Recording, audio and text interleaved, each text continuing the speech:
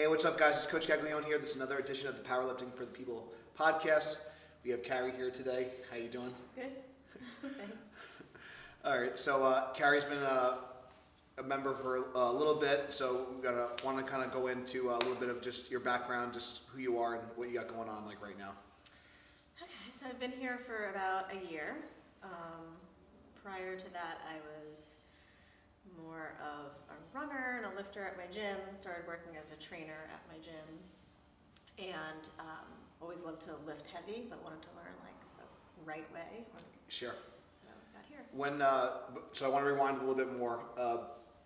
When did you kind of get started into like just fitness and like exercise in general, and like what kind of caused you to like just get into like working out? Well, the biggest factor is having like 3 kids. I had 3 kids in 5 years, and obviously had baby weight to lose. I gained a lot with my last pregnancy, and then realized that running just wasn't cutting it as far as getting the weight off and gaining muscle. And what were you like trying to do like at that time? So you had some babies, and then obviously put some weight back on. So what were some of the things that you were trying to do to just get back in shape? And yeah, I mean, really just trying to figure out how to do that with having 3 kids and 2 of them at home. Yep. Yeah, so I'd have a baby jogger and jog with 2 of them, and then got to the point where I was at a gym and could throw one of them in the daycare and lift, but didn't really know the right things to do. So I started working with a trainer, and then decided like, hey, I don't want to pay a trainer. I want to do this just myself. learn how to do it. Yeah. And what were some of the things that you were like researching, or what was like some of the information that you were, I guess, like kind of getting like when you were first starting out? Really lifting heavy was what I found that I loved, and found that a lot of women were kind of scared of doing that, or really not wanting to get bulky thing. Mm-hmm. So I guess I had the advantage of being able to put on muscle a little bit easier than other women maybe. Still was doing cardio, but then it kind of shifted to less cardio. Yeah, and then so I guess was there ever like a moment where you kind of realized that okay, like I kind of enjoyed more of the strength training part of it. I enjoyed kind of lifting a little bit heavier, and then what kind of I guess led you on to like maybe I found this powerlifting thing. I want to try that, or I want to what kind of caused you to kind of make that transition? Really just having the 3 children, I say this all the time, like it's like anger management, like stress relief, like it's really So you just looking for like a positive outlet like for yourself to kind of, yeah, I mean, I definitely agree, and I felt like when I stopped playing sports, I definitely I needed something to kind of burn off some steam, and I didn't like have that like outlet anymore. So did you play any sports like growing up or anything, or? Really, I ran, and I ran just because my dad was a runner. He's done like 20 marathons, and I'd run with him as like a bonding thing. And I was not a good runner, but it was just like again more of a stress relief, like for my head, not really for my body. That was my sport. So obviously you stumbled into here and stuff, and then what made you decide that you wanted to start, I guess, taking it a little bit more serious and trying to now you're obviously trying to get stronger, hit personal records, doing some competitions. Talk to us about that a little bit. Yeah, I mean, well, the first time I came here, I was inspired by a trainer that I worked with who is a powerlifter, and he said, you'd be like great for the sport, so check it out. So I got here, and I was like a kid in a candy shop and like a deer in headlights all at the same time. Like the first time I came in here, I was like, what is this magical place? Like the music and everything, and I was psyched. But you, of course, inspired me and said, like let's figure out, your first competition. It was like 3 months from when I first started was the competition. I was like, this man's crazy. I think I can do this. But all right. This is a little positive peer pressure, but yeah, that's true. So I guess was there any difference between sitting down, like setting some goals, which you like to do, which you think is important, and then you maybe a little scary at first, but then actually kind of going through it, like did anything kind of change or click, like actually going through like the process of like doing your first meet and getting ready for the competition and all that? Honestly, like I just tried to be like focused and not think of.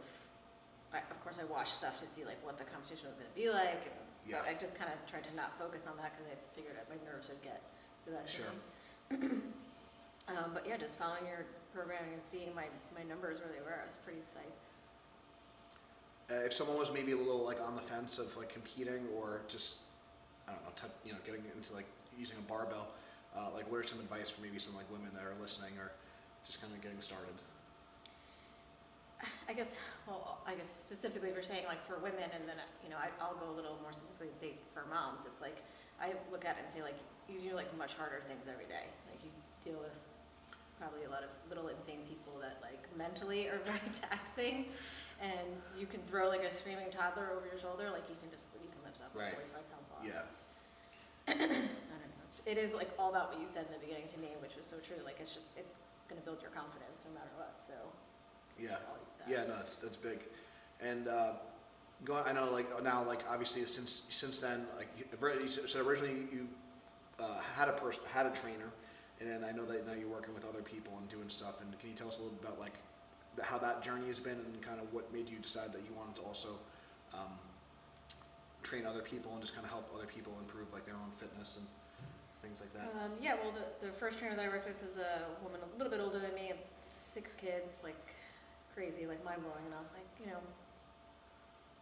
she inspired me to do this. And then once I got my certification, which, not to say it means nothing, but I think there's just always so much to learn. It's a starting point, yeah. Right. So like when I was just even working at the gym working out at the gym before I worked there as a trainer, people would say that I inspired them just by my, me running around like a crazy person in the gym training. So that kind of like fueled my fire, that I started working there.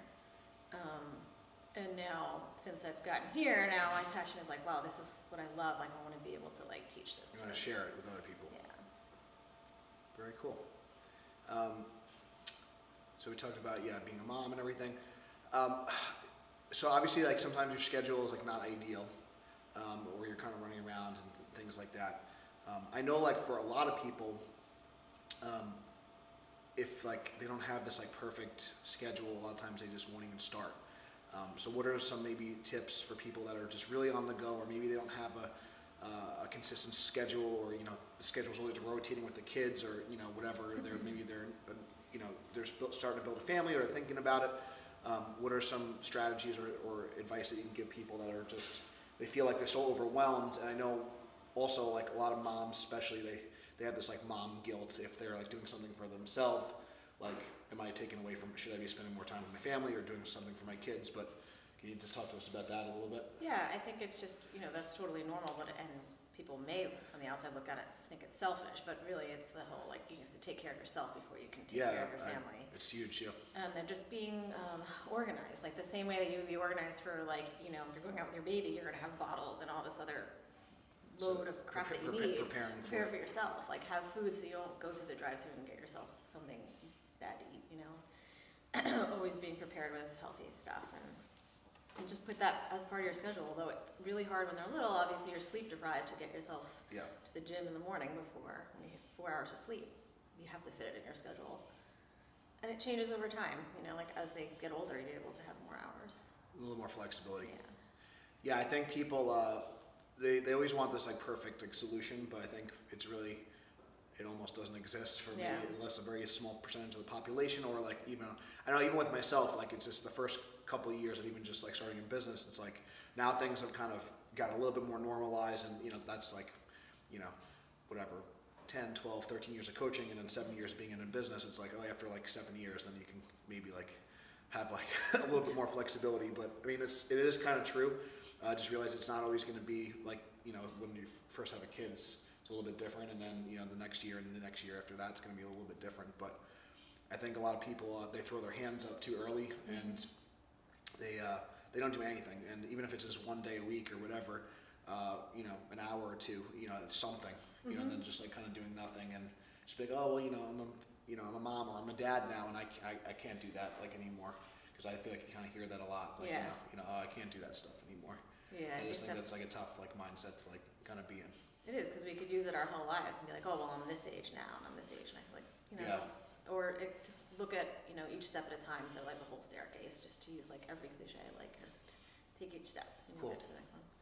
So I think that's really great advice for people listening, and then also just not going in a little bit different direction. Just talking a little bit about the gym here, you kind of mentioned like the environment and stuff, and what are some of the differences between training like in the group setting, training with like a coach, versus just kind of like, I guess going to the commercial gym, like if someone's maybe like they're not sure if they should be just trying to do something on their own, or if they should reach out for help, or if they should try to find a group of people. Like, what are some of like the benefits and some of the differences? Yeah, I mean, I don't think this is going to be like anything else you're going to find. Like, you're not going to find this environment in a commercial gym. I think you just be open-minded, but the hugest difference obviously is the team aspect of it. And everybody really supporting one another. There's, no judgment. Everybody's like also in the same boat. Like, we're all just trying to reach our personal best. And you're not ever going to be on your own like you would be at a commercial gym.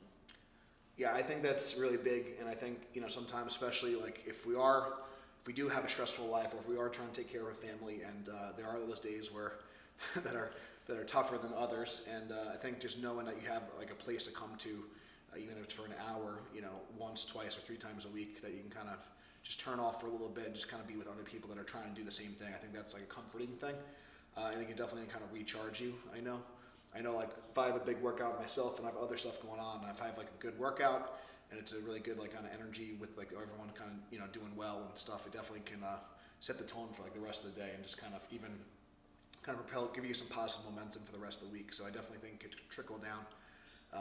Yeah. So I guess the last question I always like to ask, like if someone was maybe, I guess just on the fence of like kind of doing this, or if someone, they're just really not sure, is this for me, or should I start this? What would you kind of tell them? Like, just do it. Like, what's the worst that's going to happen? Really, like, and no matter what, you're going to be surrounded by people that are going to motivate you. And I don't think you can go wrong with that. And you'll surprise yourself, really, honestly. Yeah, I think that's true. I think especially in the beginning, like when you're first starting out, I don't think people really have maybe like a handle of like what the potential is and things like that. So, and I know like the other thing, I know like you've also been like kind of educating yourselves, kind of going to some of our seminars and some other seminars.